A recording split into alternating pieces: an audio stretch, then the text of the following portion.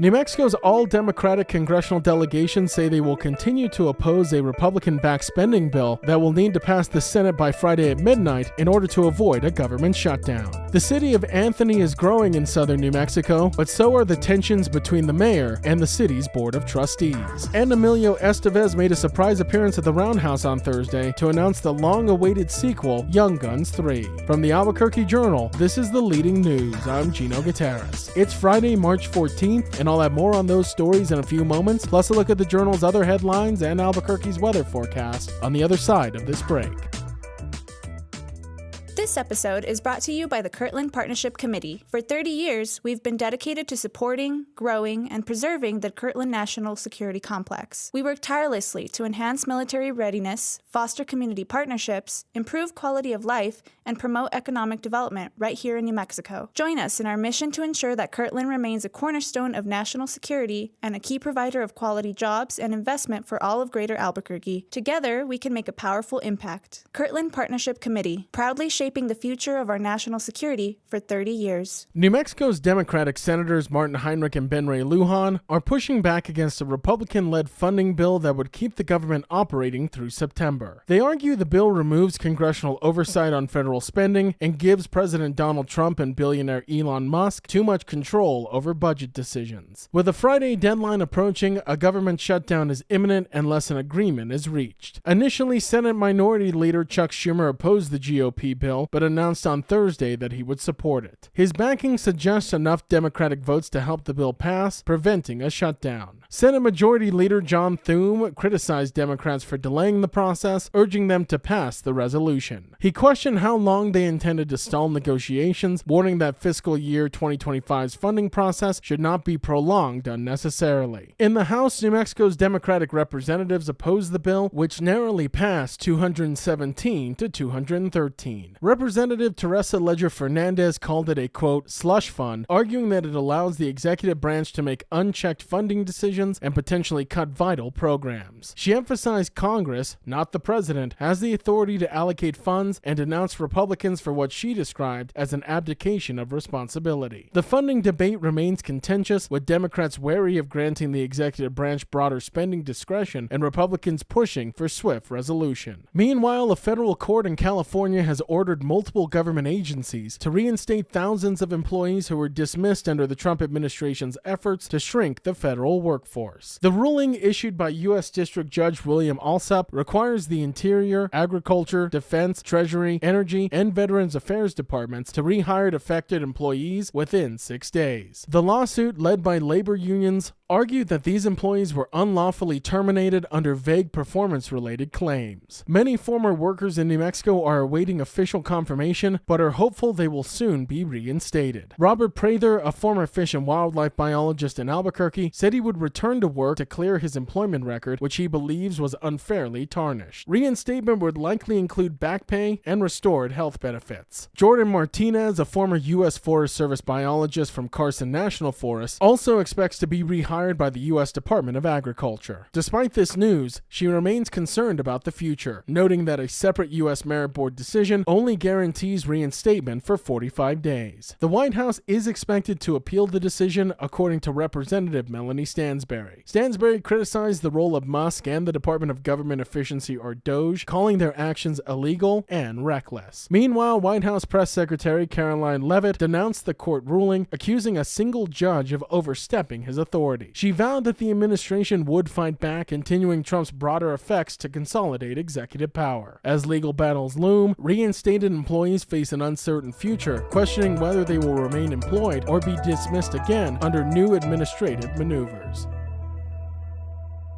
The city of Anthony, located near El Paso on the New Mexico-Texas border, is at a turning point with significant development projects underway. So there's a lot of growth happening. They're about to open a medical facility down there, which is going to bring medical services to this community. The police force is growing. They're talking about expanding northward and annexing some more land. A lot of great things are going on in Anthony. My colleague Algernon Damasa is the Journal's Southern New Mexico correspondent. But at City Hall, you have a few years of long-running disputes among some of the elected leadership and the mayor and a contingent of citizens who've been complaining about the board of trustees. And it's spilled over into court more than once already. And as my reporting shows, it may be about to go into court again. The city has not employed a manager since last year, leaving Mayor Diana Murillo as the acting executive. Murillo has engaged in a long-running dispute with members of the Board of Trustees, which has led to accusations, lawsuits, and even efforts to remove officials from office. At a recent meeting, tensions escalated when trustees accused Murillo of omitting agenda items and skipping meetings. They announced plans to consider removing her from office over allegations of malfeasance and claims that she does not live within city limits. Murillo, whose name appears on a lease outside Anthony, insists she only co-signed for her daughter and remains a lifelong resident. She argues that the efforts to oust her are politically motivated, led by trustee Gabriel Holguin and his allies, who she accuses of orchestrating a, quote, vendetta against her. This political infighting has led to multiple legal battles. In 2023, both Murillo and her critics filed lawsuits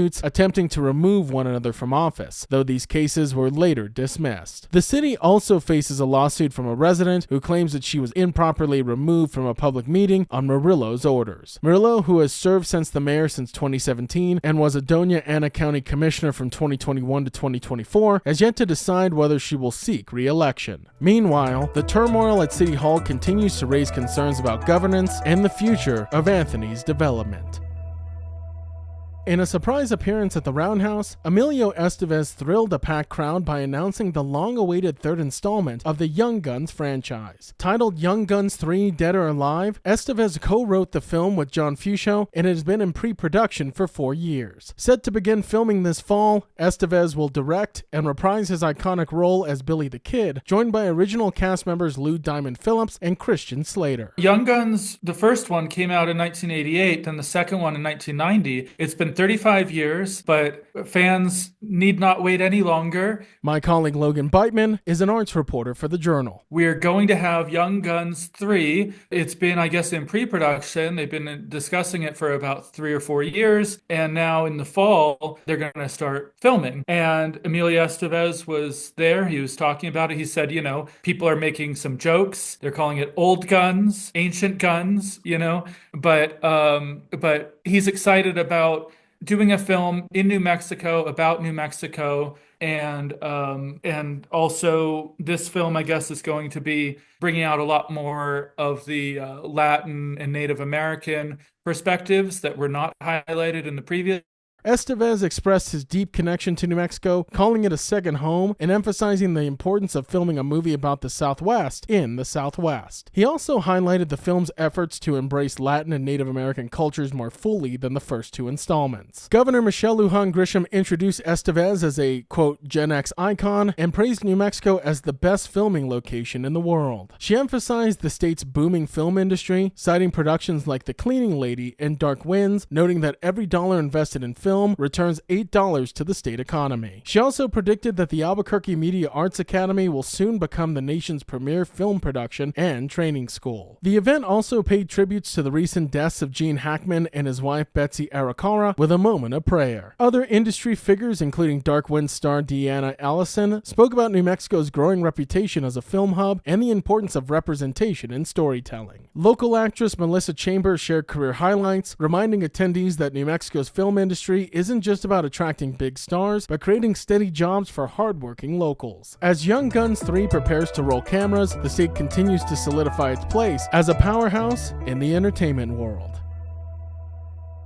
If you like hearing all of the latest news from the Albuquerque Journal here on the Leading News, consider becoming a digital subscriber to the Albuquerque Journal. You can check our show notes for a discount code on a digital subscription and keep up with all the latest news from New Mexico's leading news source. And in other headlines from the newsroom, Albuquerque Mayor Tim Keller has officially announced his bid for re-election, seeking to become the first mayor in the city's history to serve 3 consecutive terms. His campaign comes at a time of growing tensions with the city council and public concern over crime and homelessness. homelessness. In his campaign ad, Keller acknowledged the ongoing challenges but highlighted progress, particularly in addressing homelessness and crime. Since his election, homelessness in Albuquerque has more than doubled, following national trends. His administration has invested millions in the Gateway network of shelters, providing over 800 beds and support services. Crime statistics show mixed results under Keller's leadership. While property crime has decreased since he took office in 2018, violent crime rates have fluctuated. Despite these issues, Keller insisted his re-election is necessary to, quote, finish key projects. His tenure has been marked by political clashes with the city council, which has passed measures shifting power away from the mayor's office. Voters recently approved charter changes granting the council greater authority over police and fire chief appointments. Additionally, the council recently overrode Keller's veto in favor of the firefighters union, signaling ongoing tensions. Keller faces a crowded field of challengers, including former Bernalillo County Sheriff Darren White, a conservative radio host Eddie Aragon, and several local officials. City Councilor Luis Sanchez, who has been a vocal critic of Keller, is also considering a run. The election, which will also decide 5 city council seats, is set for November 4th. And in sports news, in front of thousands of enthusiastic Lobo fans, the number 1 seeded University of New Mexico men's basketball team secured a 63-52 victory over 8th seeded San Jose State in the Mountain West quarterfinals on Thursday. The win advances UNM to a semifinals against number 5 Boise State today. Despite being held to just 4 fast break points, far below their season average, UNM found success in other areas. Mountain West Player of the Year Donovan Dent led the charge with 25 points, 5 assists, and 2 blocks, while Nelly Jr. Joseph dominated the boards, collecting 18 rebounds, which is a UNM record for a Mountain West tournament game, and also scored 14 points. Though the game wasn't played at their usual fast pace, the Lobos excelled defensively, forcing 18 turnovers and converting them into 24 points. They also controlled the paint, out-rebounding the Spartans 42-39 and holding them to 35.7% shooting. UNM closed the first half on a 16-2 run, capped by a stunning 40-foot buzzer beater from Dent, giving them a 32-23 halftime lead. The momentum carried into the second half, where the Lobos extended their run to 24-4, building a 40-25 advantage.